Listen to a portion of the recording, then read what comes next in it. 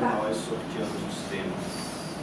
Esse tema veio para mim, mais uma vez, e eu procurei mais umas 2 pessoas que tivessem disponibilidade. E, por incrível que pareça, nenhuma das que foram contratadas puderam vir desenvolver o tema, então eu tinha que fazer a palestra, né? Sejam bem-vindos. Dimensões espirituais da casa espírita, para que nós compreendamos verdadeiramente o que significa o ser espírita que nos acolhe, que nos é o Criador, que nos mostra o caminho de despertar consciencial. Nesse momento que vivemos de evoluções sociais, morais no nosso planeta, onde os Espíritos nos convidam à reflexão, é no Consolador prometido por Jesus que encontramos o amparo, o esclarecimento, o alívio para os males que nos afligem e, acima de tudo, a esperança de dias melhores. E às vezes eu vou à casa espírita, eu sou acolhido pela casa espírita, usufruo das benesses que a casa espírita pode me oferecer, mas desconheço a realidade, a complexidade, o que acontece na casa espírita a nível de plano espiritual. E às vezes as nossas atitudes, comportamento, vêm contribuir, não é, para que tornemos a doutrina espírita algo simplório, o que ela não é. Então, a casa espírita, como nos colocam os venerandos guias da humanidade, ela tem o caráter de hospital, de templo, de oficina, aonde nós vamos burilar sentimentos, curar as feridas, dilatar percepções conscienciais para que possamos fazer a nossa caminhada de forma segura, compreendendo a nossa realidade de espíritos, caminheiros do tempo e do espaço. Então, vamos fazer uma viagem no que nos diz os guias espirituais. Ouvimos que o mundo espiritual tem colônias, tem cidades. O que acontece? Qual é a contribuição dessas colônias, dessas cidades com o mundo físico? Quando eu desencarno, para onde eu vou na realidade? O que acontece comigo quando eu deixo o invólucro físico? Então são essas questões de profundidade que a casa espírita tem o dever de abordar. Mas para que não percamos tempo, vamos viajar, fazer um estudo, porque a doutrinária é um estudo da realidade que a doutrina espírita nos apresenta. Eu trouxe aqui um título para a gente perceber que na dimensão paralela, aqui acima da crosta terrestre, nós temos cidades espirituais, intituladas colônias, e os papéis dessas colônias entre nós. Aqui nós temos uma das mais antigas, que é a colônia Alvorada Nova. Ela fica situada naquele eixo São Paulo, Santos, São Vicente, pegando todo aquele sudeste ali. Tem uma importância muito grande, que foi fundada no século XVI por portugueses jamais evoluídos, espíritos portugueses, no sentido de amparar espíritos que para que foram trazidos e que desencarnavam, necessitando de amparos. Eram recolhidos por essa colônia, não é? Hoje tem espíritos de escola aqui habitando, como Caibá Chute ou Irmã Sheila, muita gente fala, colônia Alvorada Nova. Bem, aqui nós temos uma outra colônia que presta um grande serviço. Tivemos contato e conhecimento dela, com um relato muito profundo do espírito André Luiz. Não é? Essa é a colônia consular. A mais falada, porque está em obra, porque Chico escreveu e tudo mais. Mas em torno da Terra nós temos em torno de 200 colônias, e aqui no Brasil 20 colônias importantes, não é? Ao longo do nosso país, para dar o apoio, o suporte aos espíritos que desencarnam. Nem todas se prestam realmente a trabalhos relevantes, porque muitas colônias são habitadas por espíritos outros que não prestam tão grande serviço também, não é? Espíritos que se afinizam na maldade, no crime, na orquestração de situações equivocadas. Aqui nós temos uma colônia. Alguém se lembra dessa colônia?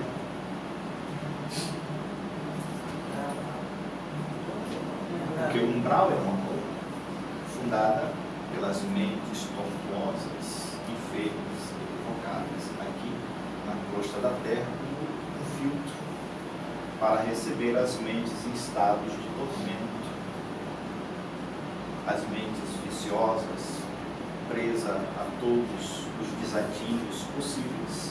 Primeiro vai passar aqui nesse filtro, nessa colônia, como está aqui André Luiz na sua chegada, fugindo dos seus perseguidores, os espíritos que o perseguiam, chamando de louco.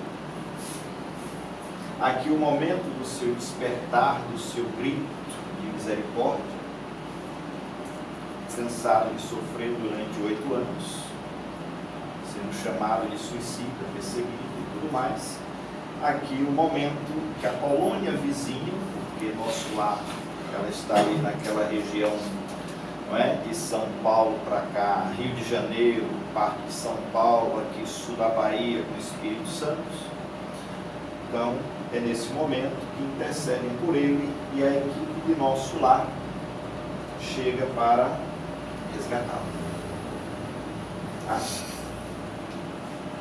E aqui é o momento que ele está chegando, resgatado por Clarence, Ulisses e tudo mais, como enfermo que está para adentrar os portões da colônia e ser recebido, e aqui ele ficou até curar-se de todos os seus males e ter a oportunidade de se transformar no repórter da Terra, trazendo as primeiras informações precisas do que acontece no mundo espiritual, após aqui a nossa situação.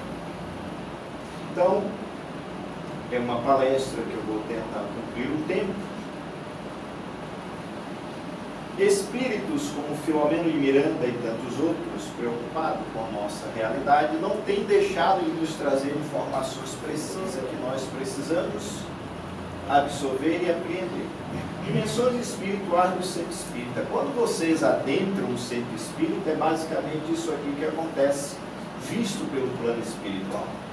A espiritualidade precisa fazer uma barreira de contenção magnética, e aí entra o estudo do magnetismo, que são essas ondas magnéticas, que enquanto vocês adentram para receber o atendimento que vocês buscam, do lado de fora fica uma malta de espíritos desarmonizados, as entidades trabalhando, aonde é feita uma barreira de contenção, um cinturão magnético, para que essas entidades, na maioria das vezes, não possam ter acesso à casa, para permitir a vocês um melhor atendimento. Não quer dizer que eles não estejam sendo atendidos, estão. Por isso que, em alguns casos, as pessoas ainda conseguem entrar em processo de manifestações mediúnica obsessiva. Às vezes o espírito não está mais ali, ou foi permitido porque aquele já se tem uma condição de contenção. Às vezes ele está lá fora, mas ele está exercendo um determinado controle naquele psiquismo. Então, quando nós pedimos a prece, a sintonia, a oração para aqueles que já estão em melhor condições, de sintonia, é justamente para favorecer um campo magnético de ação para os espíritos amigos e os encarnados que aqui trabalham, desempenhar com melhor condições o atendimento. Mas é isso aqui que acontece. Todos os espíritos informam dessa maneira. Neste momento que eu estou falando aqui para vocês, aqui fora do centro espírita, vocês vão ver, eles colocam aparelhos para que esses que não podem entrar também recebam o esclarecimento através da mensagem trazida na noite de hoje. Às vezes é preciso que nós cheguemos à beira do abismo, no fundo do poço, as condições sociais, morais, espirituais cheguem a um ponto para que o nosso despertar e a nossa renovação se possa fazer. É o que diz Allan Kardec. Às vezes é necessário que o mal chegue ao excesso para se tornar compreensível a necessidade do bem e das reformas.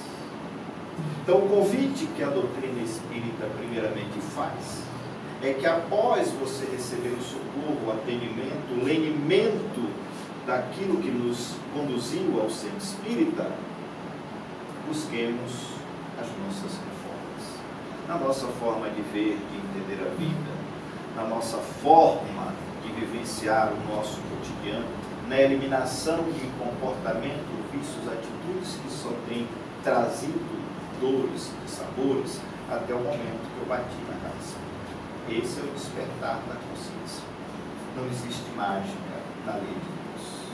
Tudo interage. E a doutrina espírita, como consoladora, Allan Kardec já deixou isso em 1858. Ela tem essa capacidade.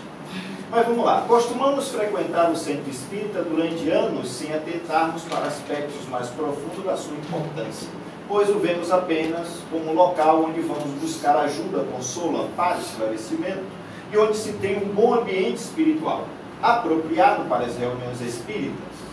Não nos damos conta de toda a complexa estrutura espiritual que mantém uma série de atividades espíritas. Entretanto, há alguns anos, estamos sendo conscientizados, principalmente através de mensagens dos instrutores espirituais, do que é na realidade o centro espírita e a premente necessidade que temos de adequá-lo e preservá-lo de acordo com as diretrizes da codificação, bem como dos cuidados com que a espiritualidade maior cerca e dispensa uma casa espírita. Ora, se eles dispensam o cuidado muito profundo, o que nós queremos vulgarizá-la? Torná-la simplória com a nossa atitude, os nossos comportamentos, não é? Então, uma reflexão. O Espírito Manuel Filomeno de Miranda relata no capítulo 21 do livro Tramas do Destino como são planejamentos espirituais de um centro espírita, inclusive relatando os compromissos assumidos pela equipe espiritual que trabalharia diretamente com os encarnados, junto com aquele que seria o seu patrono, no caso o Espírito Francisco Xavier, que foi um abnegado trabalhador do cristianismo do século XVI. Ele está falando aqui de um dos centros que é referência do Rio de Janeiro, juntamente com o CELT, que é o Centro Espírita Leão Denis. Iremos enfocar aqui alguns desses planejamentos do plano extrafísico e como são efetuados na prática pelos benfeitores espirituais, fazendo uma reflexão em torno da participação dos encarnados enquanto tarefeiros da seara espírita. É uma obra muito bem embasada que a nossa irmã Sueli Caldas traz para nós, não é? Não é a única, mas ela fez um apanhado muito profundo e nos traz um relato bem fundamentado. Bem, os alicerces.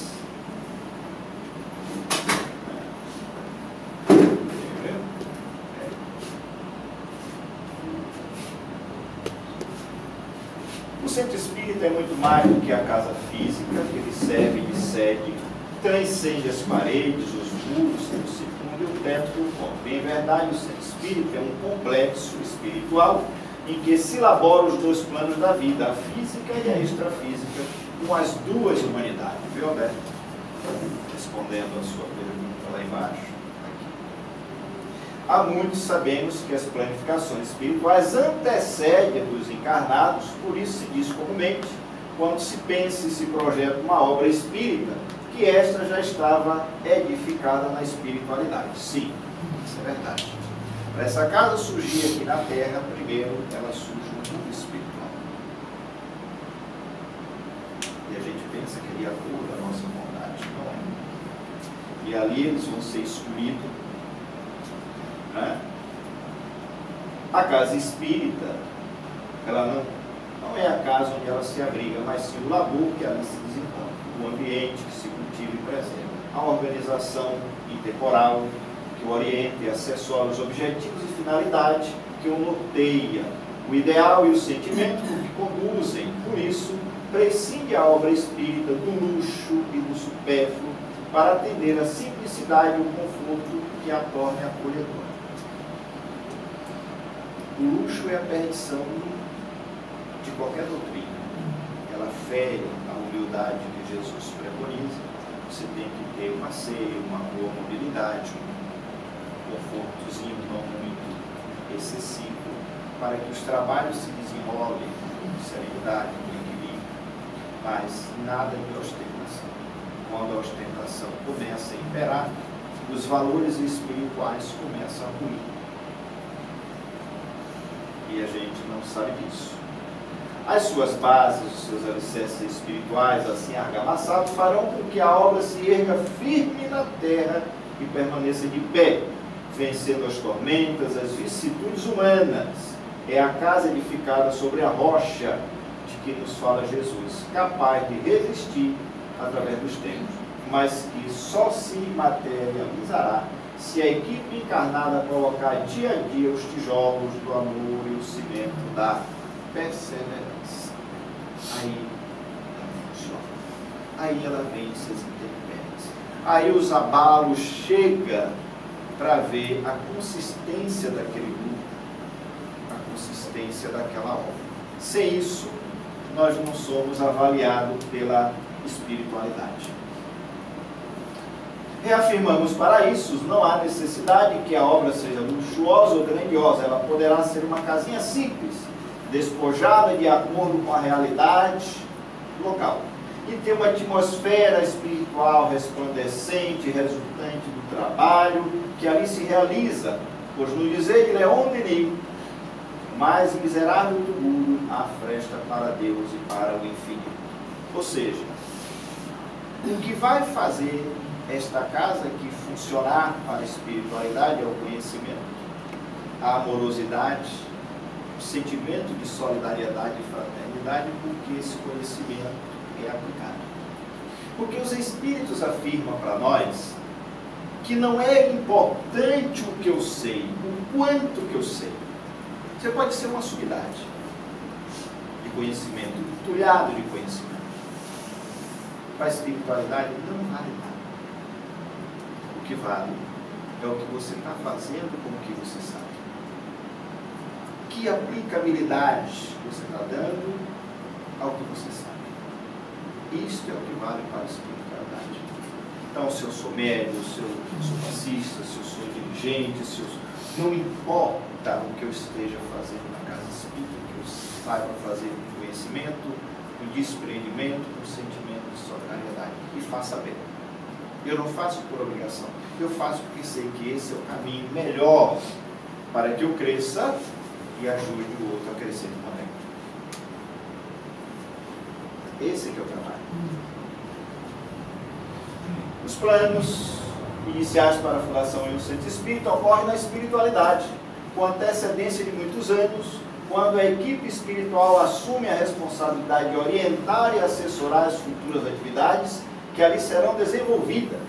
Isso é feito em sintonia com aqueles que irão reencarnar com tais programações. Para chegar-se a esses compromissos, são estudadas as fichas kármicas dos escolhidos. E aí vem aquela velha informação que Jesus não quer. Ele não quer os capacitados, mas ele vai capacitar os escolhidos. Você, vem cá. O compromisso aqui é esse. Ah, Senhor, não sei nada, vai aprender, não se preocupe. Aí é que a coisa começa. Então, Na doutrina espírita, tenha certeza, cada indivíduo veio para determinada situação, ou para muitas situações, de acordo com ele foi escolhido, de acordo com o seu processo kármico. Ninguém vem médio por acaso, ninguém chega à direção de casa espírita por acaso. Ninguém, porque o acaso não existe na lei do universo. Não existe. Tire isso da cabeça. Organizamos na espiritualidade turmas compactas de aprendizes para a reencarnação. Saem milhares de mensageiros aptos para o serviço, mas são muito raros os que triunfam. Alguns conseguem execução parcial da tarefa. Muitos fracassam de todo. Médios, doutrinadores, costumam transformar-se em instrumentos inúteis. Raro, olha o que é que ele coloca. Médios, doutrinadores, costumam transformar-se em instrumentos inúteis. Raros triunfam. E às vezes a gente acha que já está fazendo muita coisa, porque eu vou no centro hoje, eu fui no centro ontem, porque eu trabalhei. Ele está dizendo aqui, se candidate a ser um seguidor, porque Jesus disse que no reino dos céus o maior seria aquele que mais servisse. Então, está lá, essa mensagem está lá na obra dos mensageiros, do Espírito Tobias, que é um mensageiro. O projeto visa essencialmente atender aos encarnados, pois através desse labor são concedidas a oportunidade de crescimento espiritual, ensejo de resgate e redenção, reencontro de almas afins, de companheiros do passado, ou quem sabe, desafetos no caminho da tolerância e do perdão, que é a diretriz clarificadora do Espiritismo e a atmosfera balsâmica do centro propiciará. Para que isso seja alcançado, a Casa Espírita apresenta um leque de opções variadas de aprendizado e trabalho, onde se favorece a transformação moral, que deve ser o apanágio do verdadeiro Espírito. Então, quando você se candidata ao grupo de estudo, quando você se candidata a estar auxiliando na recepção, na sopa, no estudo do passe, né, no estudo mediúnico para que você se torne um médium seguro, competente, aprenda a conhecer-se e a lidar com a faculdade que você assumiu o compromisso no mundo espiritual. Então aqui você cresce. Então você vai chegando no momento que você diz, olha, isso aqui não me serve mais, não preciso mais disso aqui, isso aqui foi experiência, não preciso mais. Então você vai caminhando e vai crescendo, desprendendo-se de coisas, de situações que lhe manteve no grilhão da dor, do desencanto, do desespero, uma infinidade de situações. Todavia, muitos desses desejos de reconciliação, de harmonia e de processo espiritual, muitas das esperanças e expectativas dos benfeitores espirituais são desdenhadas por nós, os encarnados, que, esquecidos dos compromissos assumidos, deixamos-nos envolver pelo personalismo, pela vaidade, pela disputa de cargos e deferências, pelo ciúme, inveja e pelas dissensões que a gente tem visto nas casas espíritas, em todos os lugares. Aqui, em todos os lugares, que não deveria existir, são as fraquezas. Então, aquele que resiste a esses embates não está sendo diferente do que foi há 2000 anos, quando os discípulos de Jesus disputavam para saber quem ficaria, né, quem seria o primeiro, quem comandaria o grupo quando Jesus saísse. Quando você vê disputa de cargo na casa espírita, tem alguém doente. A vaidade, o ego do mundo lá fora ainda está imperando naquele indivíduo. Porque ele disse que o cargo deve ser sempre um consenso, deve ocupar o espaço, né? Certos requisitos, tempo na casa, conhecimento doutrinário, né? O consenso do grupo. Hoje nós fazemos eleição na casa espírita, como fazemos eleições de grupos partidários políticos. O doutor Bezerra disse que é para chegar o dia que essa eleição tem que ser um consenso. Não, nós vamos escolher agora para assumir a diretriz, porque precisa ter um representante legal, um dirigente, um presidente que responde civil, pelas leis civis do país. A instituição precisa. Então, olha, eu acho que fulano aqui apresenta condições de, nesses 2 anos, comandar a instituição. Não, porque eu sou melhor. Na casa espírita isso não deveria existir. Mas ainda vivenciamos isso. Quando nos enveredamos por esse novo prisma de considerarmos a casa espírita como uma empresa que deve ser dirigida friamente e dar constantes lucros, não importando que a causa seja postergada e colocada em segundo plano para que tais resultados sejam alcançados. Então, quando eu vejo isso aí, é a consciência do mundo lá fora, o modismo do mundo lá fora na casa espírita, ou seja, a consciência espírita ainda não penetrou os seus adeptos. Eu estou na doutrina, mas a doutrina ainda não entrou em mim. Por mais que eu escute a palestra, por mais que eu fale, nossa, a palestra foi profunda, foi bacana, foi isso? Sim. E para mim ficou o quê? Que entendimento trouxe para mim? Então, esse é o papel da casa espírita, informar os que buscam o seu amparo. Quando, porém, sentimos e vivemos as diretrizes espíritas, é mais fácil compreender o nosso companheiro difícil, com ele conviver, aprendendo a estimá-lo realmente, porque é mais fácil amar aquele que vem pedir socorro e que nos estende a mão do que o companheiro ao nosso lado, investindo muitas vezes na posição de fiscal de nossas atitudes. Os amigos espirituais muito esperam nossa reharmonização com o nosso passado. Veja bem, se eu vou para a casa espírita patrulhar o outro, fiscalizar o outro, eu tenho que fiscalizar a minha vida. Cada um é dono de sua vida, mas eu só aponto, só enxergo o defeito, o problema no outro, tenha certeza que o maior problema sou eu. E ali eu busco criar problema com tudo, criar dificuldade com tudo. É as pedras de tropeço que Filomena de Miranda coloca. Então eu não estou aqui para fiscalizar, lógico que tem coisas que a gente precisa chamar a atenção do companheiro. Mas eu estou ali parecendo um calo, patrulhando, perseguindo, julgando, falando, apontando, condenando.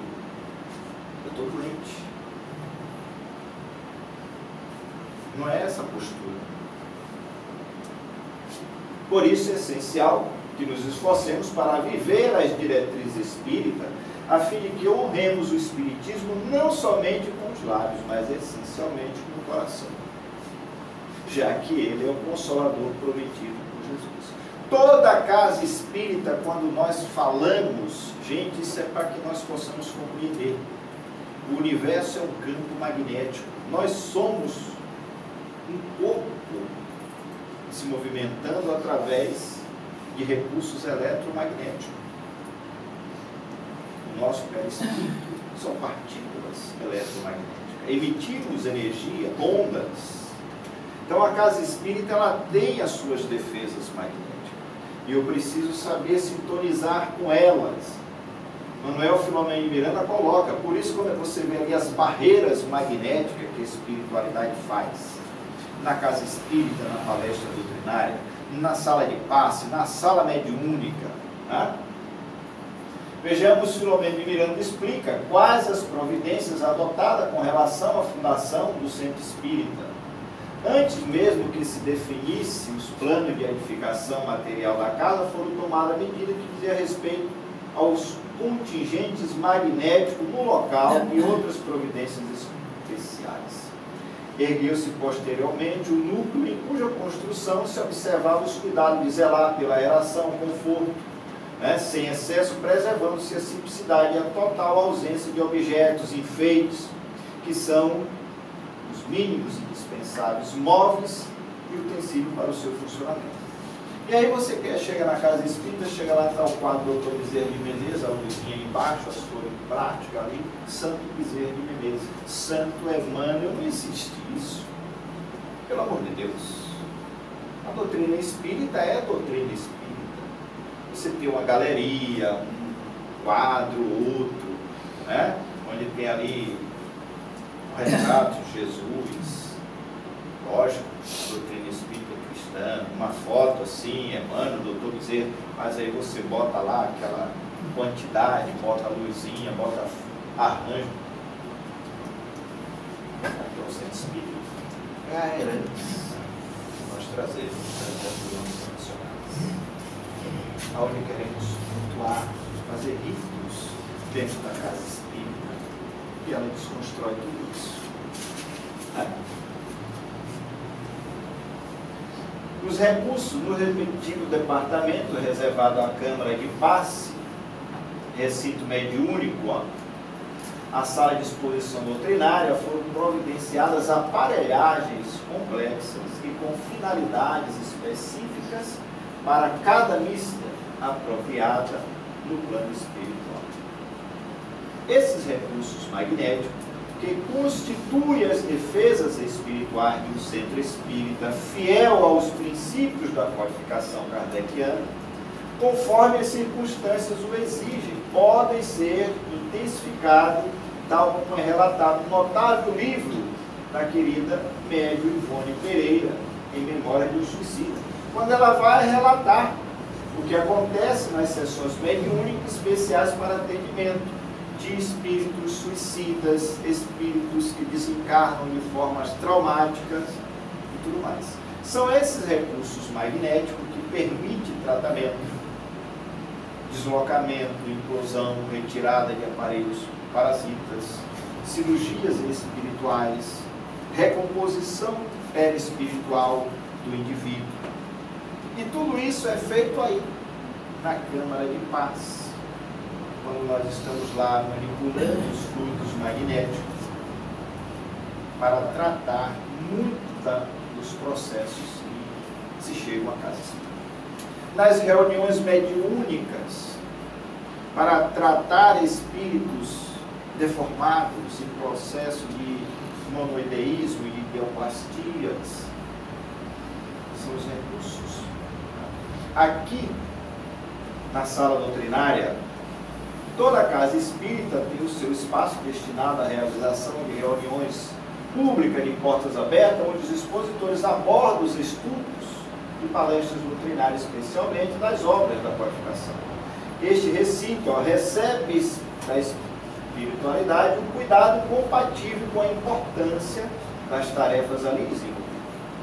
Espíritos especializados magnetizam o ambiente e o preservam e o renovam constantemente, propiciando a psicosfera salutar, consoante informa Manuel Filomeno Miranda. São instaladas defesas magnéticas que impedem a entrada de entidades desencarnadas hostis e malfeitoras, assim só entram aqueles que obtêm a permissão. Isto quando o trabalho é sério, voltado justamente à desordem do mundo, à influenciação, como já temos conhecimento, aconteceu em vários lugares, aqui também, justamente por força disso. Tais cuidados são imprescindíveis em razão da natureza do trabalho que o centro realiza, sendo local para onde convergem pessoas portadoras de mediunidade, em fase inicial ou em desequilíbrio, ou ainda obsidiados. De todos os matizes, é fácil concluir que se não houvesse tais cautela do plano espiritual, principalmente graves problemas poderiam surgir, decorrente do ambiente espiritual, a presença sensitiva e desequilibrados.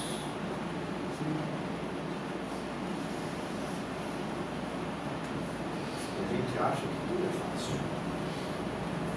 A gente não para analisar.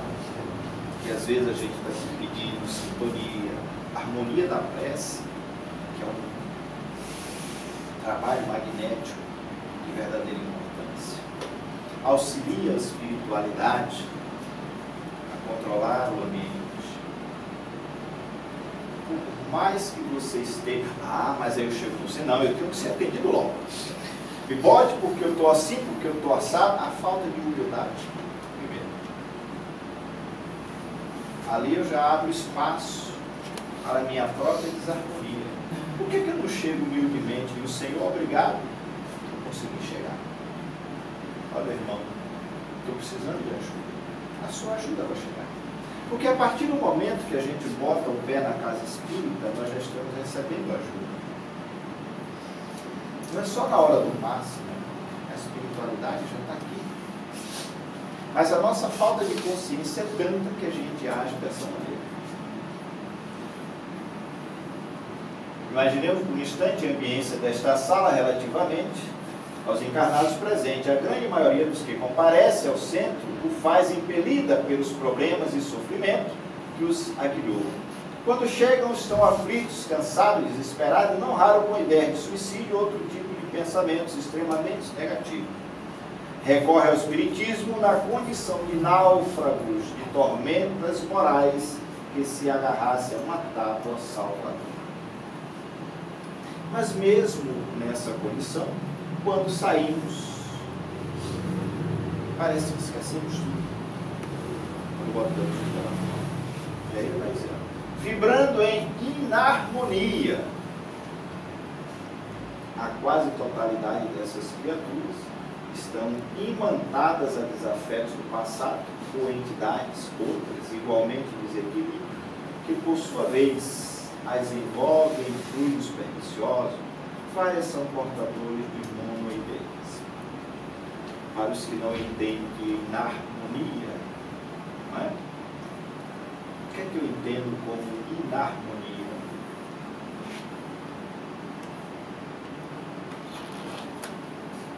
Eu, como os Espíritos prega uma peça na gente, não é desarmonia, inarmonia. Se vocês forem no dicionário, vocês vão encontrar enarmonia, que vem lá do grego antigo, onde os gregos se identificavam nas suas áreas musicais, né? A dissonância de uma nota no meio da área, ali ele já sabia que havia um processo de enarmonia musical e inarmonia, que é um processo de instabilidade emocional quando vamos falar de emoções. É o estado de oscilação constante de emoções, de sentimentos, aonde a mente febril não me permite centralizar o pensamento adequado, de prece, de sintonia e tal, então eu estou oscilando a minha mente, o meu estado emocional, ele, aqueles picos, né? É um processo de inarmonia com os espíritos. É a maioria de nós. Outras estão perdidas em si mesmas, sem saber qual o sentido da vida e que rumo tomar. Muitos esperam milagres que as libertem de imediato de seus problemas. E umas poucas chegam por curiosidade ou desejosa de conhecer melhor o que é o Espiritismo. Mas todas essas pessoas têm um denominador comum. Estão em busca de apoio, de amparo e quer esperança para a sua realidade, para a sua situação. Esse conjunto de vibrações desarmônica e a malta de desencarnado que gravita ao seu redor, todos interessados em obstar tudo aquilo que pode significar libertação para suas vítimas. No caso, a palavra esclarecedora da doutrina, por certo, afetaria os médios presentes ainda não equilibrados, não fossem os cuidados e vigilância dos benfeitores espirituais, que de forma abnegada, de forma amorável, se dedicam a estarem aqui, acreditando em nós, confiando em nós, para que juntos possamos favorecer aqueles irmãos em situações delicadas, vivenciando os seus dramas cotidianos. Essa é a realidade da casa espírita. Ele vai dizer que os espíritos especializados fazem, portanto, a triagem dos desencarnados, que irão entrar sempre visando os que estão em condições de serem beneficiados, mas outros são momentaneamente afastados de suas vítimas enquanto permanecem no centro.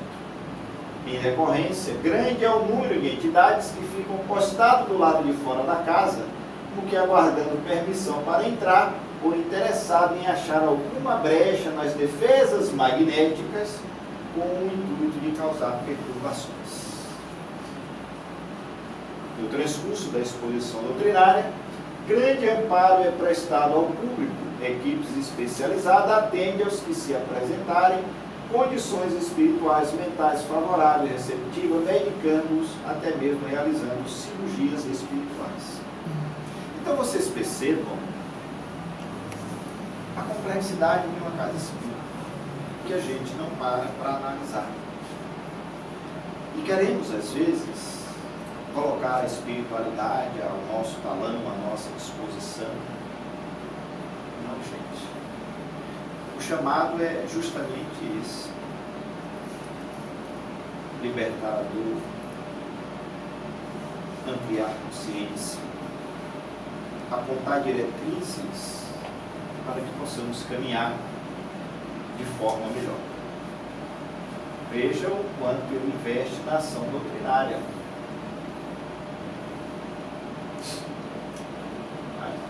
A aproximação de entidades benfeitoras junto aos encarnados torna mais fácil, pela natureza do ambiente, por estar este com o pensamento voltado para os ensinos clarificadores da doutrina, o que lhes modifica temporariamente os panoramas mentais, favorecendo o otimismo, a renovação.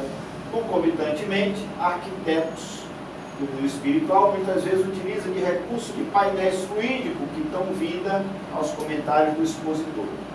Toda essa programação, todavia, só se realizará se o centro espírita tiver o seu ambiente preservado de quaisquer frivolidade, mercantilismo, de intrigas e personalismo, se ali se cultivar a conversação sadia e edificante, se aquele local se praticar a verdadeira caridade e o estudo sério, onde as principais metas seja esclarecer, aliviar e consolar as almas que por ali aportarem, colocando-se assim à altura da proteção dos espíritos superiores.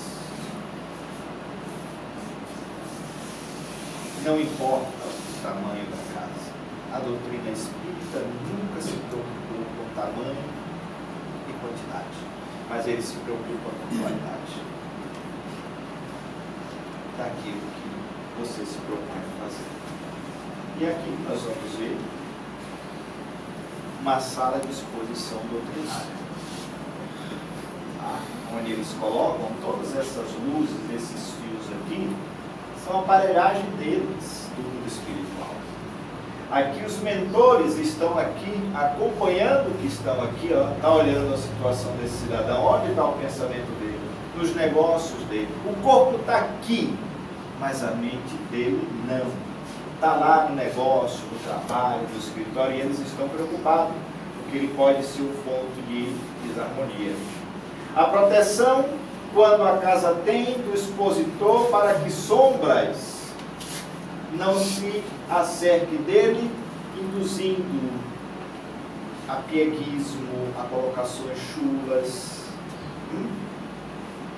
a inspiração do trabalho corretamente apresentado. E para muitos que gostam de vir para cá, passa o dia inteiro sem fazer nada e quando chega no centro espírita não vai dormir. Certo? Está na mão do obsessor que está lá do lado de fora. Não vai ouvir nada, não vai melhorar nada, não sabe de nada e não vai voltar direto para a mão dele. Porque se permitiu.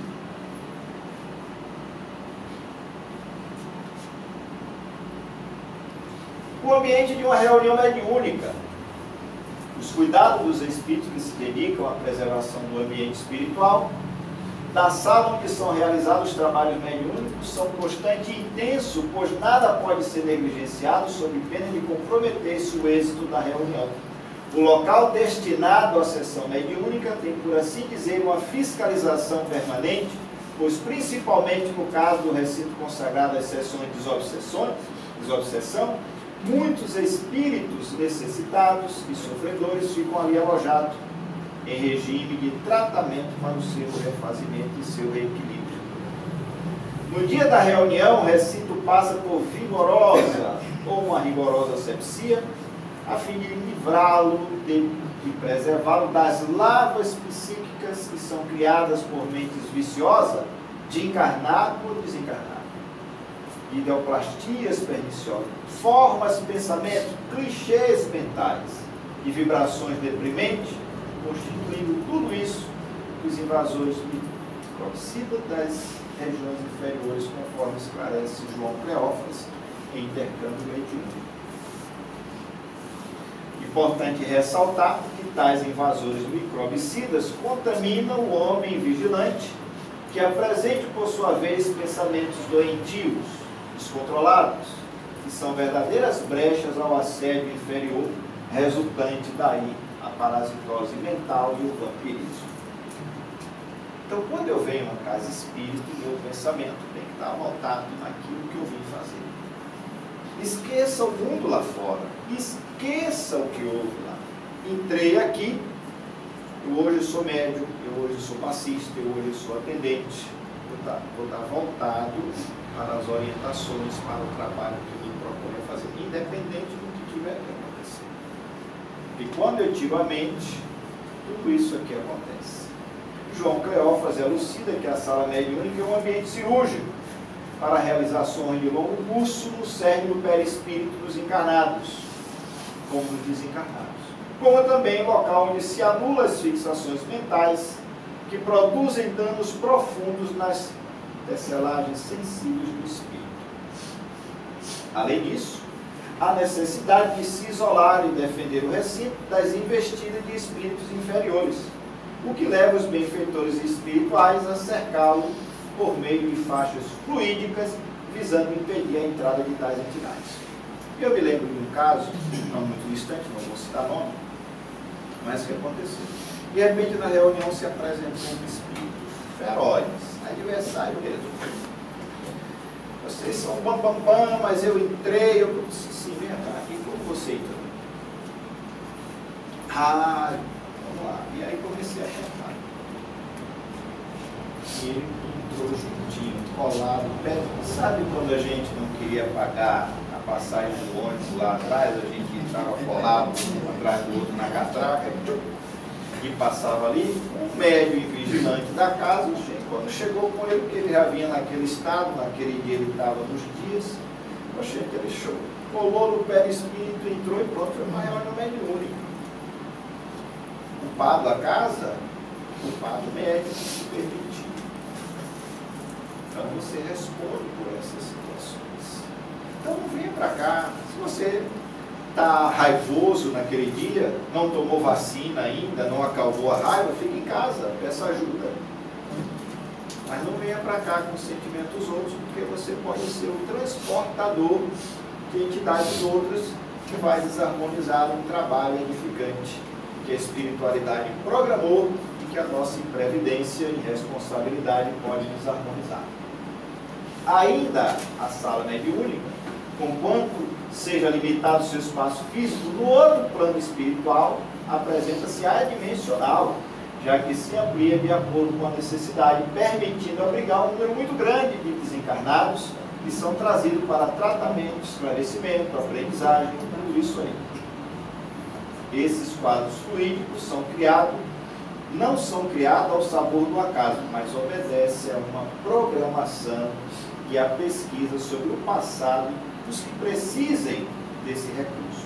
Tais painéis fluídicos são perfeitos, tão perfeitos que possuem vida momentânea, com movimento, corpo, como se fosse uma tela cinematográfica na qual os personagens são pessoas ligadas ao manifestante.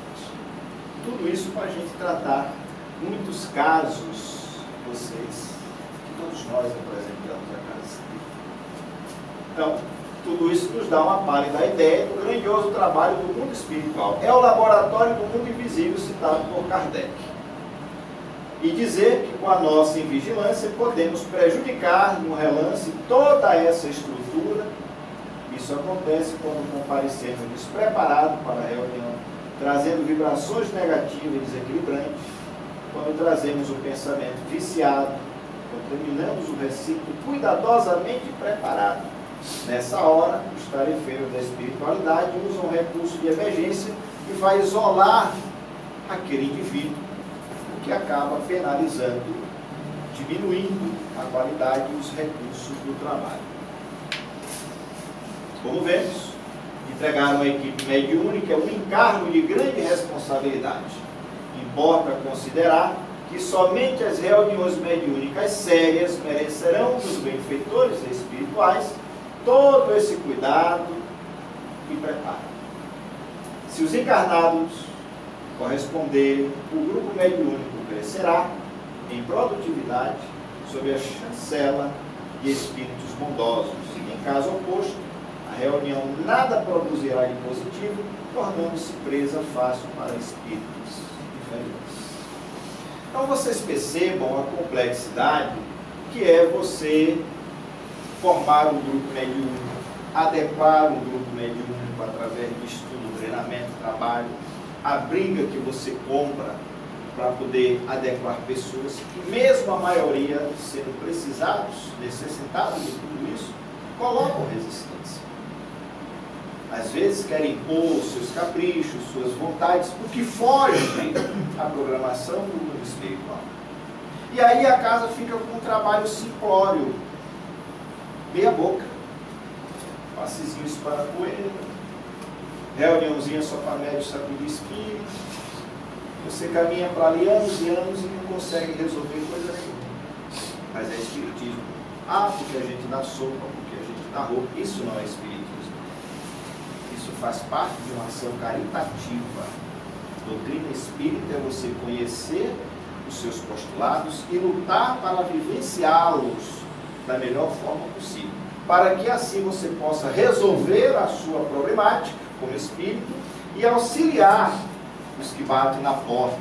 Né? Então a opção é nossa, dos encarnados. Os amigos espirituais estão sempre dispostos a secundar os nossos melhores esforços. São eles que traçam as diretrizes dos trabalhos mediúnicos, que na realidade dirigem as atividades, mas ficam na dependência da nossa cooperação. Se tivermos receptivos às orientações e apresentarmos por nosso lado esforço de iniciativas identificadas com seus propósitos, as duas equipes, a espiritual e a dos encarnados, tornar-se-ão homogêneas, vibrando no mesmo diapasão, e você tem sempre um sucesso nas empreitadas dos trabalhos.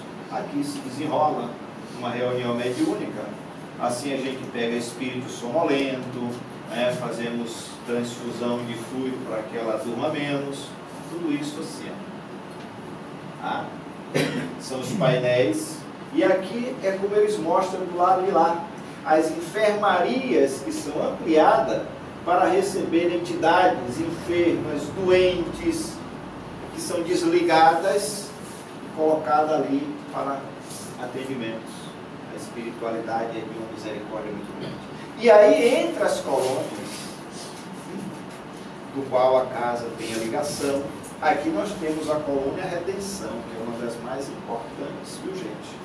Pega esse triângulo aqui de Salvador, Alagoinhas, essa região toda, voltada para tratamento, acolhimento, tem um dos maiores acervos que fala da fraternidade, solidariedade, casos lindos de amor.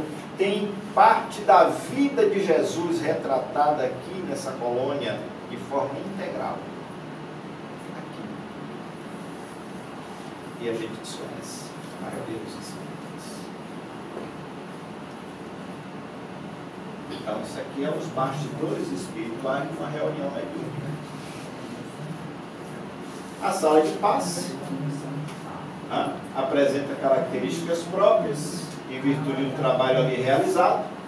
Sendo local de atendimento ao público, é natural que este interfira na audiência. Entretanto, como se pode deduzir, a grande maioria das pessoas que buscam o socorro do passe o fazem imbuído dos melhores sentimentos, é o que forma algo.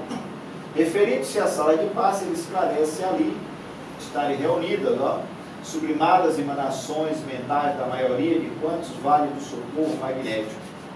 Tomado de amor e confiança, essas vibrações permanecem no ambiente e se acumulam a tal ponto, quero dizer, de algo cria uma atmosfera especial formada pelos pensamentos, preces e aspirações. Então, quando a gente pede aqui, gente, o trabalho de quinta-feira foi basicamente fundado para isso. Vibração e paz. Baixar as tensões. Buscar harmonizar o máximo. Ensinar a pessoa a construir painéis fluídicos, mentais, plasmando paisagens, pensamentos, vibrando na música, na mensagem evangélico-doutrinária, para ir desconstruindo muito do que trazemos para mim.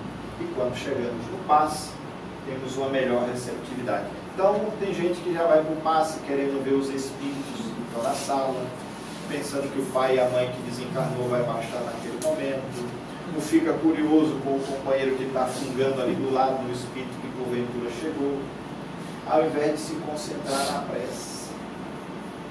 Isso quando não acaba ele mesmo incorporando, né? Às vezes traz lá as suas mediunidades, ou está no seu processo e acaba. Então a sala de passe é o lugar que você entra dizendo: Senhor, eu estou aqui, preciso da sua ajuda. Cura minha alma enferma, né? Antes de curar o meu corpo, que eu saia daqui bem melhor do que quando eu quero. Mas aí a gente entra ligado no que vai acontecer. Tal como acontece com a sala mediúnica, o recinto destinado a essa atividade recebe os respícios especializados, a asepsia e as defesas magnéticas imprescindíveis à preservação do ambiente. Quanto ao atendimento aos enfermos, o autor espiritual explica que há um quadro de auxiliares de acordo com a organização estabelecida pelos mentores da esfera superior, enfatizando que para o bom êxito do labor de passe há que se observar experiência, horário, segurança e responsabilidade daquele que serve. Então, senhores passistas, não queira chegar correndo em cima da hora. Não queira pensar que o passe é algo simplório. Por isso que ele pede o estudo, o conhecimento do magnetismo, um pouco de anatomia, de fisiologia humana, para você saber como aplicar o passe de forma correta. E aqui ele vai dizer que no momento do passe, alguns médiuns videntes podem divisar a intensa movimentação dos benfeitores que se utilizam de aparelhagens especiais adequadas aos enfermos presentes. Então, enquanto a gente está querendo fazer a coisa muito simplória, eles estão trabalhando de forma correta. A organização do mundo espiritual é, pois, exemplar. Não obstante, nós, os encarnados, deixamos muito a desejar com as nossas falhas costureiras, que vão desde a invigilância em nosso cotidiano até a frequência irregular, o que, por certo, prejudica os trabalhos. É fundamental, portanto, que haja uma conscientização de nossa parte da grandeza e complexidade dos labores espirituais, a fim de participarmos de modo mais eficiente e produtivo.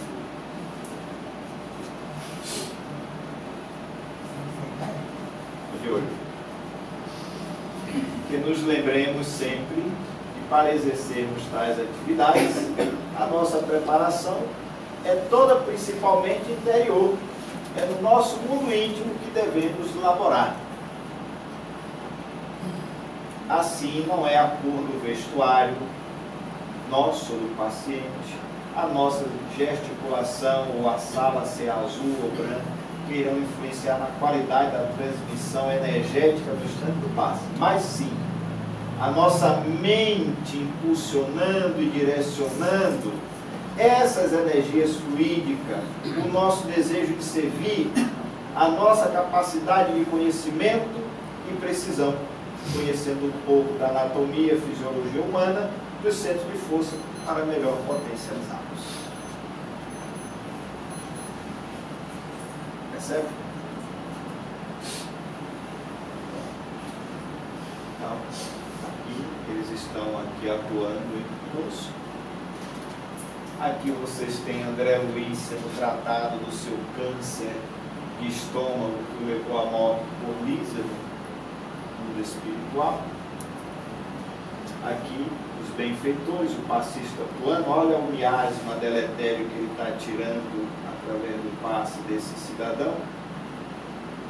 Então, os espíritos estão aqui para dizer, nós estamos aqui, busquemos fazer o melhor.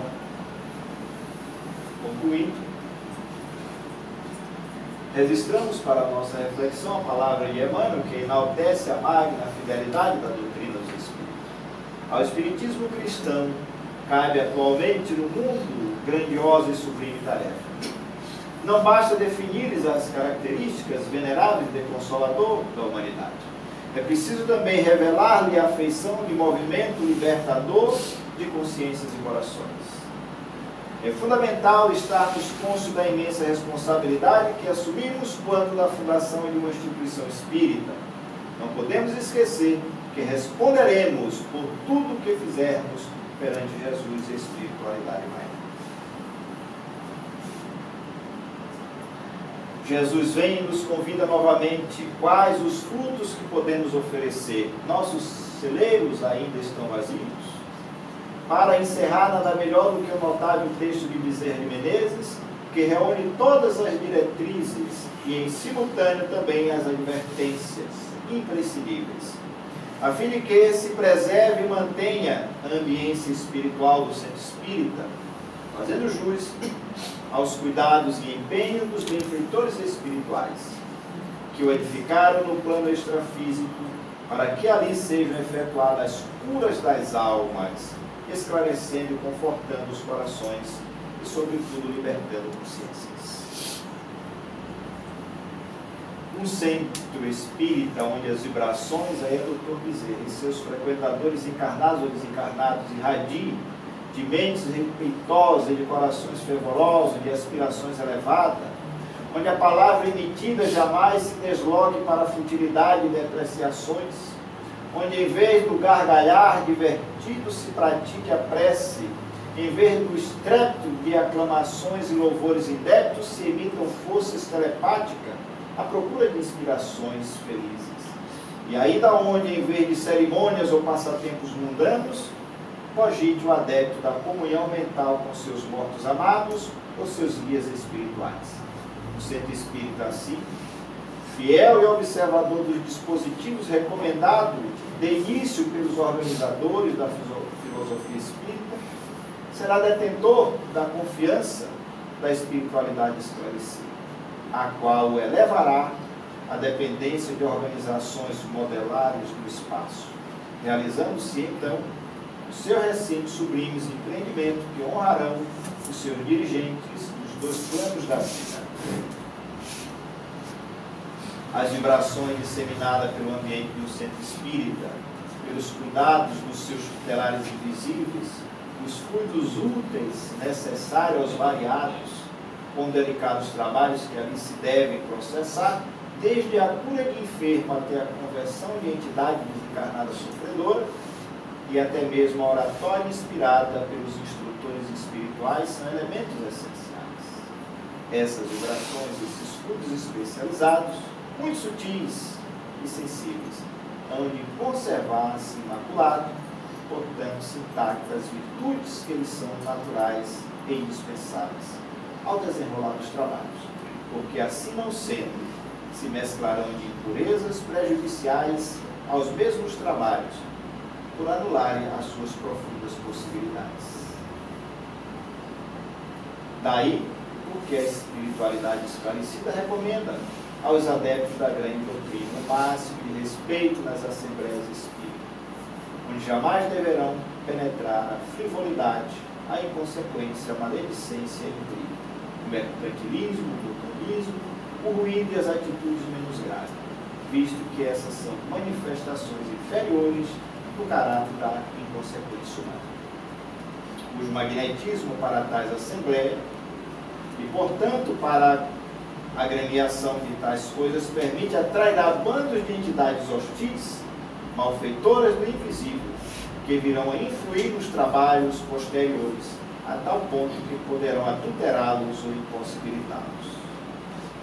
Então, eles vai encerrar dizendo Somente esses, portanto, serão registrados no além-túmulo como casas beneficentes ao templo do amor e da fraternidade, abalizado para as melindrosas experiências espíritas, porque os demais, ou seja, aqueles que se desviam para normas ou práticas extravagantes ou inapropriadas, serão no espaço considerado meros clubes sociais onde se aglomeram aprendizes do Espiritismo em hora de lazer. Palavras de Bezerra de Menezes. E aí eu tomo aqui minhas palavras de Herculano Pires, quando ele diz que se nós espíritas bem compreendêssemos e bem estudássemos a doutrina, compreenderíamos o verdadeiro papel do centro espírita aqui na Terra, e o Espiritismo já seria o maior movimento espiritual e cultural da nossa Terra. Não basta suplicar a intercessão aos bons espíritos. Convençamos-nos de que a nossa renovação para o bem por Jesus é sagrado e positivo da vida. Não basta restaurar simplesmente o corpo físico. É inadiável o dever de buscarmos a cura espiritual para a vida eterna. Doutor Bezerra de Menezes.